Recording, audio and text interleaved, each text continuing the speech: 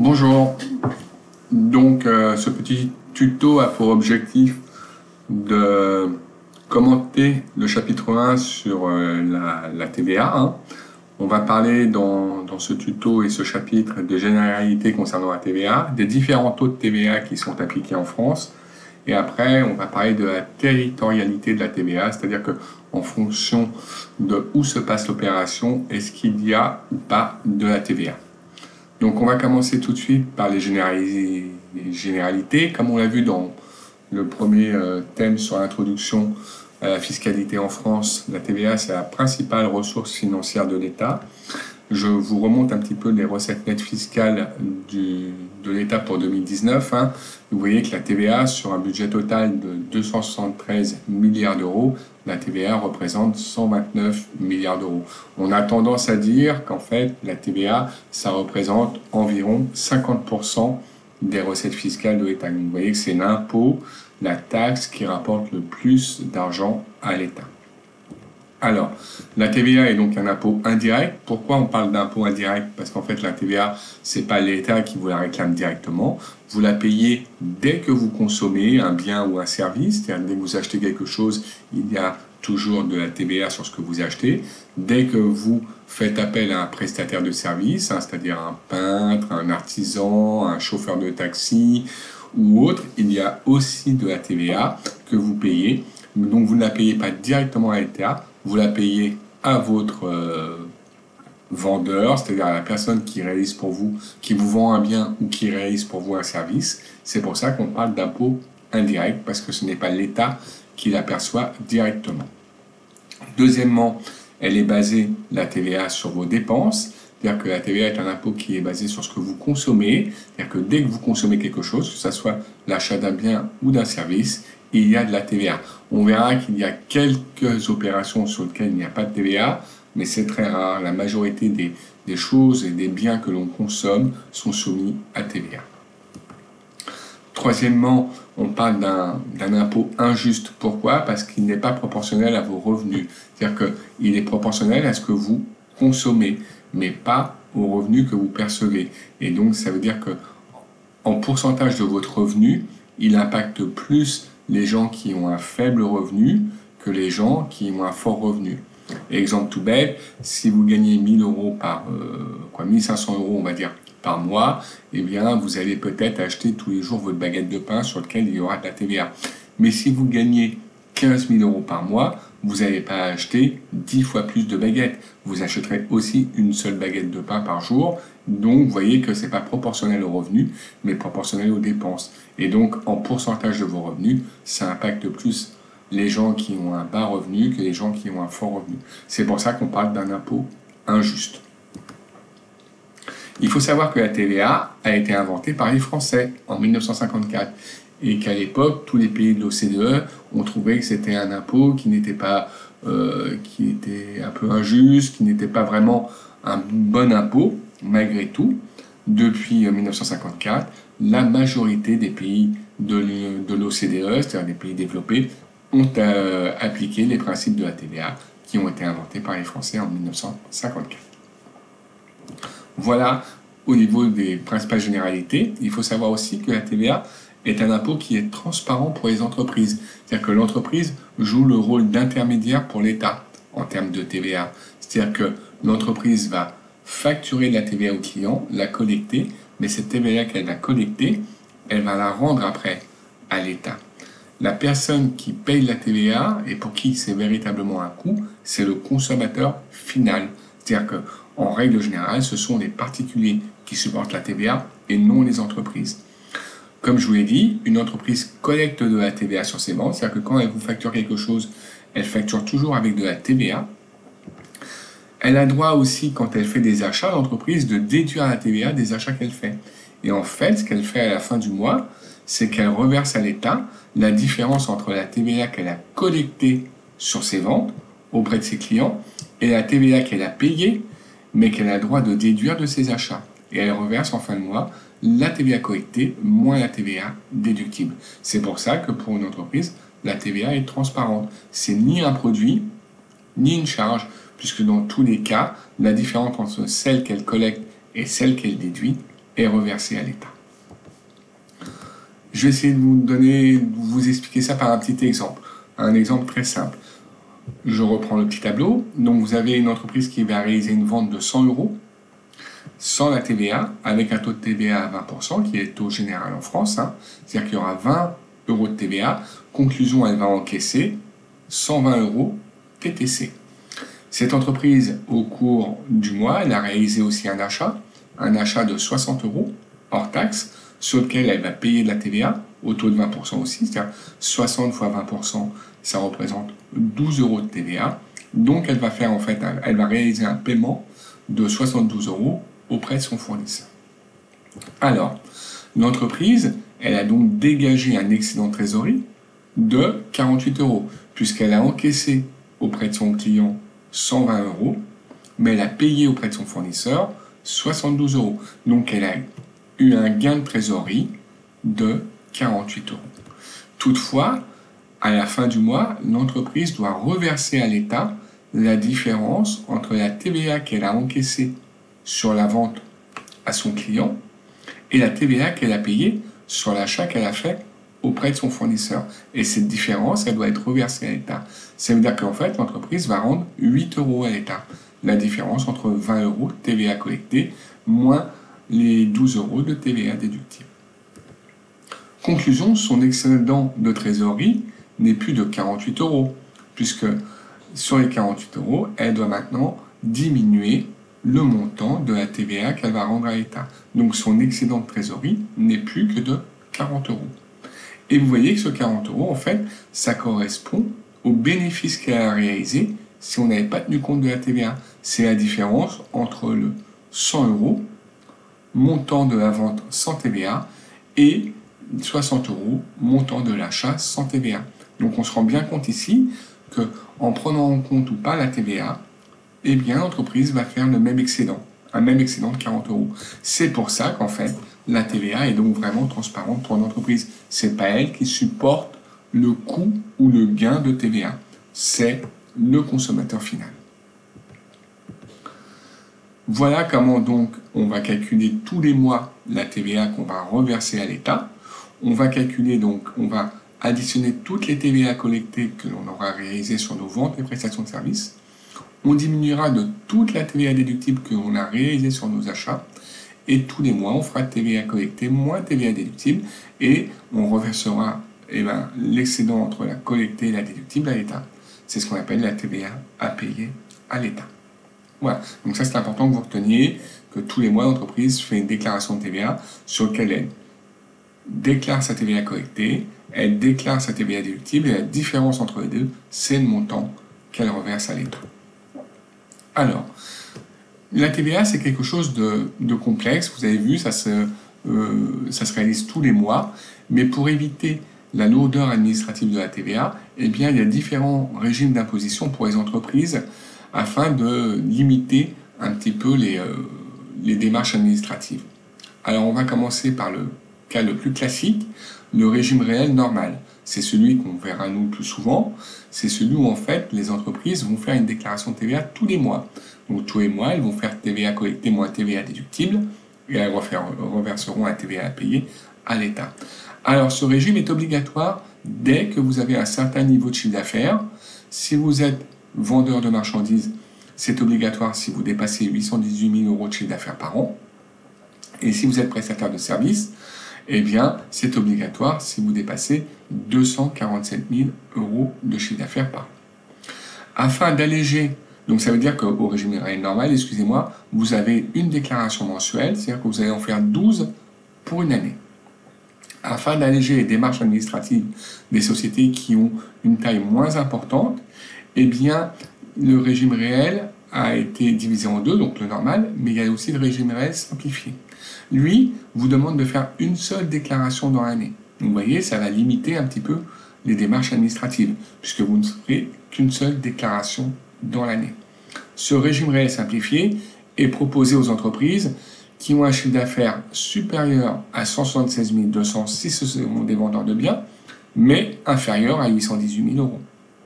Et pour les prestataires de services, pour les entreprises qui sont entre 72 500 et 247 000 euros de chiffre d'affaires. Donc dans ce cas-là, la déclaration, il n'y en a qu'une par an, c'est une déclaration annuelle. Et puis, vous avez des entreprises qui ont des chiffres d'affaires qui sont encore moins importants que ceux du régime réel simplifié. On parle des régimes des micro-entreprises. Donc vous avez les seuils ici, c'est-à-dire que quand vous pouvez considérer micro-entreprise si votre chiffre d'affaires est inférieur à l'année à 176 200 si vous êtes vendeur de marchandises ou à 72 500 si vous êtes prestataire de services. Dans ce cas-là, vous avez la possibilité d'opter pour ce qu'on appelle la franchise de TVA. C'est quoi la franchise de TVA? Eh bien, je vous l'ai noté au-dessous. C'est-à-dire qu'en fait, vous n'avez pas collecté de TVA sur les ventes que vous avez réalisées. C'est-à-dire que quand vous vendrez à vos clients, vous vendrez sans TVA. Mais comme vous ne collectez pas de TVA, c'est-à-dire que vous ne rapportez pas de recettes fiscales à l'État, eh bien l'État vous interdit d'en déduire sur vos achats aussi. Donc là, on est un peu dans le cas du particulier, hein. C'est-à-dire que quand il achète, eh bien il supporte le coût de la TVA. Quand vous êtes en micro-entreprise, quand vous achetez, vous supportez aussi donc le coût de la TVA, puisque, je répète, vous n'avez pas le droit de déduire la TVA de ces achats, puisque vous ne collectez pas de TVA pour l'État sur vos ventes. Alors, on a terminé avec les généralités, on va maintenant parler des différents taux de TVA qui existent en France. Alors en France, il y a 4 taux de TVA, le taux normal, 20%, le taux intermédiaire, 10%, le taux réduit, 5,5%, et le taux super réduit, 2,10%. Alors, on pourrait associer un petit peu les différents taux aux besoins des consommateurs selon la pyramide de Maslow. C'est-à-dire que plus le besoin est important, physiologique, moins le taux de TVA sera élevé. Et plus le besoin sera accessoire, plus le taux de TVA sera élevé. Exemple tout bête, les actes médicaux ne sont pas soumis à TVA. Le taux est de 0%, puisque l'avoir accès à la médecine, c'est un besoin physiologique. Autre exemple de besoin physiologique, se loger. Se loger peut être, quand vous payez votre loyer, il n'est pas soumis à TVA. S'il s'agit donc d'un logement et que votre propriétaire n'a pas opté pour la TVA, vous paierez donc le coût du loyer sans TVA. Les besoins après de nourriture, tout ce qui est achat de nourriture, le taux de TVA est à 5,5, vous voyez, parce que ça reste dans les besoins physiologiques. Et après, les autres taux augmentent progressivement. Si vous avez donc l'achat d'une voiture, l'achat d'un ordinateur, l'achat d'un téléphone portable, là, les taux de TVA sont des taux à 20%. En résumé, vous avez tout d'abord le taux super réduit, 2,1%. Principalement, qu'est-ce qui est à 2,1% en France?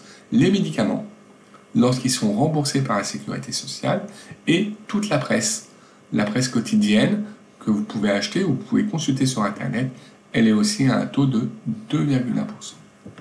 Après, vous avez le taux réduit à 5,5%. Qu'est-ce qui est taxé à 5,5%? Les produits de première nécessité. Donc tout ce qui est alimentation, lorsque vous achetez de l'alimentation dans un supermarché, à part certains cas exceptionnels qui peuvent être l'alcool ou les bonbons, les chocolats, où le taux peut être différent, il sera de 20%, mais la majorité de la nourriture que vous achetez est à 5,5%.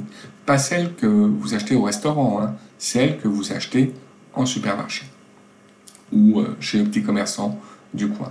Tout ce qui est nourriture que vous avez à préparer après chez vous. Les livres, afin d'accéder à la culture, ont un taux de 5,5%, donc un taux assez faible. Et tout ce qui est consommation d'énergie, que ce soit l'électricité ou le gaz, bénéficie aussi d'un taux à 5,5%. Après, vous avez le taux intermédiaire. Le taux intermédiaire, c'est un taux à 10%, et ce taux, principalement, il concerne justement tout ce qui est dépenses de restauration. Lorsque vous allez aller au restaurant, le taux sera de 10% pour toute la nourriture et toute la consommation de boissons qui sera sans alcool. Tout ce qui est transport, le taux est de 10%, que ce soit le transport ferroviaire, les trains, l'avion, le taux est de 10%. Les dépenses d'hébergement à l'hôtel sont aussi au taux de 10%. Et lorsque vous réalisez des travaux et des réparations dans votre habitation, le taux est aussi de 10%. Voilà, ce sont vraiment des généralités, encore une fois, hein, de certains produits qui bénéficient de ces taux-là. Si vous ne faites pas partie de ces produits-là, eh bien, vous êtes par défaut au taux normal de 20%. Voilà. Donc, je vous ai fait un petit résumé là des différents taux possibles. Hein. Vous voyez que par exemple, vous avez ici tout ce qui est musée, zoo, etc. On n'en a pas parlé, c'est au taux intermédiaire de 10%. Tout ce qui est billetterie de spectacle vivant, c'est-à-dire tout ce qui est théâtre, tout ce qui est cinéma, ou même ce qui est place, billets pour aller voir un match de foot, un sport, c'est du taux à 5,5. Voilà, vous pourrez regarder plus en détail ces différents taux. Alors, on dit que la France, évidemment, c'est un pays où on est fortement taxé, et j'aimerais vous prouver le contraire par le biais d'une comparaison avec nos voisins européens. Il faut savoir qu'en France, le taux normal moyen, c'est 21%. Je vous rappelle que nous, c'est 20%. Le taux normal en Grèce, par exemple, il est très élevé, il est de 24%. En Allemagne, un peu moins que nous, 19%. Ouais, mais ce qu'il faut retenir, c'est qu'en Europe, le taux moyen est plus élevé que le taux français. Alors évidemment, il y a d'autres pays aussi dans le monde où il y a des taux de TVA différents. J'ai pris l'exemple des États-Unis où en fait, le taux de TVA n'est pas unique aux États-Unis. Il dépend de l'État dans lequel vous êtes. Si vous êtes dans l'Oregon, il n'y aura pas de taux de TVA sur ce que vous consommez. Et si vous êtes en Californie, par exemple, le taux de TVA sera de 8%. Je vous fais un petit, une petite remarque sur les États-Unis en vous disant que quand vous achetez aux États-Unis, il faudra faire attention. Pourquoi? Parce que les prix qui sont affichés dans les magasins sont toujours sans la TVA. Et la TVA est rajoutée au moment où vous payez en caisse. Alors que en France, les taux qui vous sont indiqués dans les magasins sont toujours TTC. Voilà, on va parler maintenant des DOM. Donc les DOM, je vous explique un petit peu les DOM, hein. C'est la Guadeloupe, la Martinique et la Réunion. Et principalement, là, ils ont des taux qui sont différents. Il faut savoir que pour aider certains départements aussi d'outre-mer qui ont des difficultés économiques, eh bien, on a détaxé l'ensemble de ces départements. Pour la Guyane et la Mayotte, la TVA est pour l'instant non applicable dans ces départements-là. Mais la Guadeloupe, la Martinique et la Réunion ont des taux qui sont particuliers. Et je vous ai fait une comparaison par rapport au taux français. Encore une fois, pour les aider à consommer, parce que économiquement, c'est des pays où c'est un peu compliqué. Donc le taux normal n'est pas de 20% comme en France, mais de 8,5%. Les taux réduits comme en France de 5,5 et 10 sont tous assemblés dans un seul taux unique qui est de 2,1. Et les taux particuliers en France de 2,1, je vous rappelle, la presse et les médicaments remboursés par la Sécu, eux, ont un taux plus faible qui sont de 1,75 et 1,05%. Donc à retenir surtout que pour aider les DOM, eh bien, nous avons allégé les taux de TVA de la Guadeloupe, de la Martinique et de la Réunion, et qu'on a même supprimé complètement la TVA dans les départements de Guyane et de Mayotte. Après, nous avons les Corses. Alors, en général, les Corses, ils ont les mêmes taux qu'en France. Donc, je répète, 20, 10, 5,5 et 2,1%.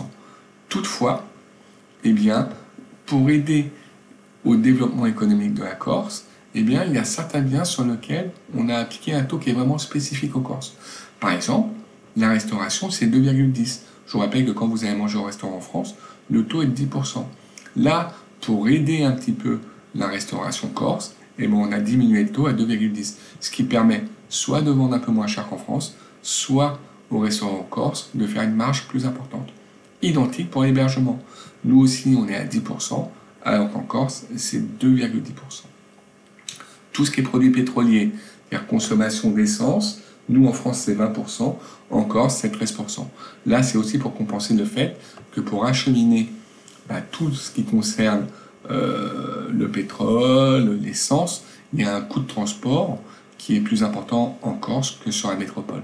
Donc on a diminué un peu le taux de la consommation des produits pétroliers. Et enfin, ça c'est un peu particulier, nous l'alcool en France, et même si vous l'achetez en supermarché, ça sera 20%. Et bien en Corse, ça sera 10%. Alors là, je n'ai pas d'explication précise par rapport à ça. En tout cas, il faut savoir que le taux de l'alcool en Corse est un peu plus faible qu'en France. Alors, maintenant, nous allons parler de la territorialité. La territorialité, c'est le fait de faire une opération sur un territoire qui nous permet, ou pas, qui nous oblige ou pas à payer de la TVA. On va commencer par ce qui est très simple, c'est-à-dire le régime interne. Le régime interne, c'est le régime qui se situe lorsque vous réalisez une opération en France, en Corse ou à Monaco. Alors c'est assez simple. Dans ces cas-là, tous les échanges que vous allez faire sont soumis à la TVA. C'est-à-dire que quand vous achetez quelque chose, eh bien, vous avez de la TVA que vous payez, qui sera de la TVA déductible, parce qu'on raisonne pour une entreprise. Hein. Et puis lorsque vous vendez quelque chose au niveau du régime interne, eh bien, vous aurez de la TVA collectée sur votre vente de manière classique. Donc là, c'est très classique au niveau du régime interne. C'est lorsque vous faites des échanges à l'intérieur de la France, entre la France et la Corse, entre la France et Monaco. Tout ça, c'est le régime interne. N'oublions pas que la TVA est toujours facturée par le fournisseur. C'est-à-dire que vous payez la TVA à la personne qui vous vend un bien ou qui réalise pour vous une prestation de service. Ça, c'est important. Dans le régime interne, hein, c'est toujours au fournisseur qui est payé la TVA. Après, vous avez le régime externe. Le régime externe, il faut entendre hors Union européenne. C'est-à-dire que tous les produits, tous les pays, excusez-moi, qui ne sont pas dans l'espace Schengen.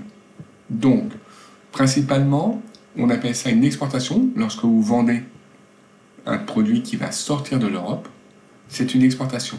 Et lorsque vous vendez un client étranger hors Union européenne, vous ne facturez pas de TVA. Donc vous lui vendez hors taxe. Lui paiera la TVA dans son pays, après au niveau de la douane quand il déclarera la marchandise. Mais en tout cas, nous Français, lorsqu'on vend à l'étranger, par exemple on va vendre quelque chose au Brésil, on facture sans TVA. Le fournisseur français donc facture le client étranger sans TVA, c'est ce que je viens de vous dire. Dans l'autre sens, lorsqu'on ne vend pas, mais lorsqu'on achète à l'étranger, hors Union européenne, hein, donc hors pays de l'espace Schengen, eh bien, vous allez soumettre vos achats au taux de TVA français. Mais ce n'est pas le fournisseur qui va vous facturer au taux de TVA français, il n'a pas le droit. Donc le fournisseur étranger, lui, va vous facturer sans TVA. Parce que sinon, il vous facturerait avec la TVA de son pays. Et ce n'est pas l'objectif. Sur cet achat, vous devez payer la TVA au taux français. Donc, vous allez recevoir de la part du fournisseur une facture sans TVA. Par contre, quand vous allez déclarer votre marchandise que vous avez achetée à l'étranger, vous allez la déclarer en douane, qu'on appelle un transitaire, c'est-à-dire un transporteur qui va vous livrer votre marchandise. Eh bien, ce transitaire ou la douane va vous facturer la TVA au taux français. C'est-à-dire que dans ces cas-là, il va prendre la base de ce que vous avez déclaré, la base de calcul de ce que vous avez acheté à l'étranger, hein, le montant déclaré, et il va vous affecter un taux français. Donc dans ce cas-là, en fait, il y a une double opération. Vous payez au fournisseur étranger la facture sans TVA et vous payez la TVA à l'État français directement au niveau de la douane. Donc ça, c'est pour le régime externe. Hors Union européenne, hein, je précise bien, c'est hors Union européenne. Et puis, vous avez aussi les DOM. Alors les DOM, c'est pareil. Hein. Les DOM, eh bien, je répète que c'est considéré comme un territoire d'exportation. Donc, lorsque le fournisseur facture un client en DOM, il les facture sans TVA. Et puis après, quand la TVA, le bien arrive en Guadeloupe, en Martinique, eh bien, le client guadeloupéen ou martiniquais paiera la TVA au taux de son pays, au taux de son département. On a vu que c'était 8,5 tout à l'heure. Pareil, lorsque cette fois il y a une vente de biens à destination de la métropole, eh bien là encore, le fournisseur d'hommes va facturer sans TVA et arrivé à la douane, le client français paiera la TVA au taux français. Donc conclusion, les DOM, c'est comme un territoire d'exportation, c'est comme un pays hors Union européenne en termes de TVA. On a parlé donc du régime interne, ce qui se passe en France, en Corse, à Monaco. On a vu ce qui se passait en dehors de l'Union européenne. On va voir maintenant ce qui se passe au niveau intracommunautaire, c'est-à-dire dans l'espace Schengen des pays européens. Je vous rappelle que dans les pays européens, il n'y a plus de douane. Donc, il n'y a plus cette barrière douanière qui peut vous demander de payer la TVA. Donc, c'est compliqué pour payer la TVA. Donc, lorsque vous exportez au niveau européen, on appelle pas ça une exportation, On appelle ça une livraison intracommunautaire. Une livraison intracommunautaire. Et dans ces cas-là, comme les exportations, vous allez facturer sans TVA. Donc, vous allez facturer votre client de l'Union européenne sans TVA. Quand vous allez acheter dans l'Europe, ce n'est pas considéré comme étant une importation, mais le terme économique, c'est ce qu'on appelle une acquisition intracommunautaire. Et là, par contre, vous allez, encore une fois, donc payer la TVA au taux français. Encore une fois, le fournisseur étranger de l'Union européenne vous facturera sans TVA. Par contre, la TVA, c'est vous qui allez directement la déclarer et payer. Directement, sans passer par la douane, parce que je vous rappelle qu'il n'y a plus de douane dans l'Union européenne. Et quand on déclare directement sa TVA, on appelle ça une auto-liquidation. On verra que ça se réalise au niveau de la déclaration de TVA. En tout cas, il y a une auto-liquidation de la TVA par le client. C'est-à-dire que volontairement, il va déclarer et payer la TVA au niveau de sa déclaration, sans faire appel au fournisseur qui devrait le facturer, comme en France, ou sans passer par la douane. Alors pour ça, pour bénéficier de ces avantages, eh bien, il faut que dans l'Europe, on ait un numéro intracommunautaire. C'est-à-dire que tous les échanges dans l'Europe sont, j'allais dire, vérifiés, sont vérifiés avec un numéro intracommunautaire. Pour ça, donc, lorsque vous faites un achat dans l'Europe, vous devez communiquer à votre fournisseur européen votre numéro intracommunautaire. Un exemple, un Français désire réaliser un achat en Allemagne, eh bien, il doit donner son numéro intracommunautaire à l'Allemand. Comme ça, si l'Allemand a le numéro intracommunautaire du Français, il pourra le facturer sans TVA, et après, c'est au client français de déclarer sa TVA directement, comme on l'a vu précédemment, en l'auto-liquidant. Par contre, si vous ne communiquez pas votre numéro intracommunautaire, eh bien, le fournisseur étranger, n'ayant pas connaissance de votre numéro intracommunautaire, il ne peut pas vous facturer sans TVA. Dans ces cas-là, il vous facturera avec le taux de TVA de son pays, et comme ce n'est pas un taux français, eh bien, ce taux, vous n'aurez pas le droit de le déduire en France. Donc, je reprends mon exemple. Si au fournisseur allemand, vous ne communiquez pas votre numéro intracommunautaire, il vous facturera soit la facture, le montant en taxe, plus la TVA au taux allemand, et cette TVA, vous n'aurez pas le droit de la déduire après en France, puisque ce n'est pas une TVA au taux français. Donc, il est impératif de fournir son numéro intracommunautaire afin d'obtenir de la part de son fournisseur étranger une facture sans TVA. Alors, on va parler maintenant de quelque chose d'un peu différent qui va peut-être vous intéresser parce que ça vous concerne plus. On n'est plus dans le cadre des entreprises, là, on est dans le cadre des particuliers. Et vous savez qu'on a la possibilité de détaxer des produits, des fois, lorsqu'on va à l'étranger ou lorsqu'il y a des étrangers qui viennent en France. Alors, qui est concerné par la détaxe? Il faut savoir que pour obtenir la détaxe, eh bien, il faut donc avoir une résidence habituelle dans un État qui ne soit pas membre de l'Union européenne. Puisque si vous êtes dans l'Union européenne, vous ne pouvez pas bénéficier de la détaxe. Après, eh bien, pour bénéficier de la détaxe, il ne faut pas non plus être résident de la Guadeloupe, Guyane, Martinique, des DOM ou de Monaco. Alors, c'est-à-dire que qui bénéficie de la détaxe? Eh bien, si vous allez par exemple dans un pays hors Schengen, là, vous pourrez bénéficier de la détaxe si vous achetez quelque chose. Si vous allez dans un pays de l'Europe, vous ne pourrez pas bénéficier de la détaxe. Prenons l'exemple inverse. On va prendre un exemple qui va plus vous parler. Prenons un Chinois qui vient faire des achats à Paris. Eh bien, il peut demander à payer ses achats sans TVA. Comment ça se passe? En fait, il doit acheter une marchandise au détail. Il ne faut pas qu'il en achète énormément. Donc, il ne peut pas acheter plus de 15 unités d'un même article. Et donc, comment ça va se passer? Eh bien, le même jour, il doit au moins, dans un même magasin, faire des dépenses qui soient supérieures à 175 € TTC. Et si c'est le cas, il va pouvoir obtenir cette détaxe. Alors, comment ça se passe?